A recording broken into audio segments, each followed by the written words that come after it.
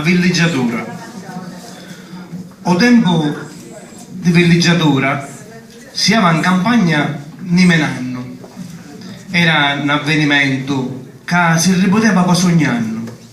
Non c'era luce e a televisione era solo voce.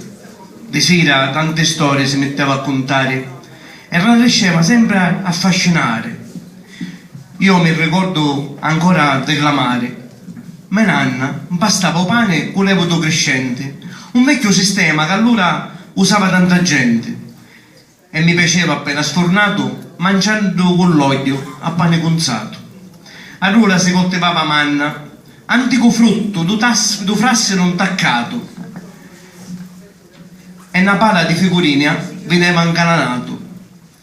Di pomodoro secchi c'era un tappeto con mostardi e satto fuori era bandito, e si faceva pure un vino passito. Una famiglia si celebrava l'allegria, di serate erano ricche d'armonia. La vita era ricca di tanti sentimenti, l'acqua si inchiava che l'ancello in una sorgente, e solo 9 chili ti potevi lavare, non c'era doccia e l'acqua l'aveva a riscaldare. Di mattina c'era l'acquazzina e l'aria era fresca e sopraffina. Noi altri piccirilli armavano una capanna e giocavano a dispetto di mia nanna. Avevo una spada di legno e un pugnale e mi sentivo un grande generale. Tutto il giorno mi passava a lottare che nemici che la natura riusciva a trovare.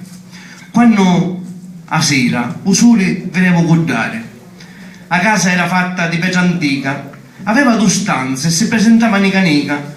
Non c'erano tante panate e zapponette appezzate in tante travicelle. Chi stasera villeggiatura si cuceva con gravanello una tannora e mi pareva ogni giorno un'avventura.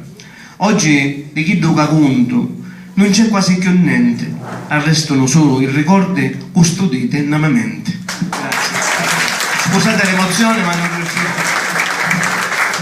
Complimenti, premi al Presidente del Consiglio, professore Franco. Sì.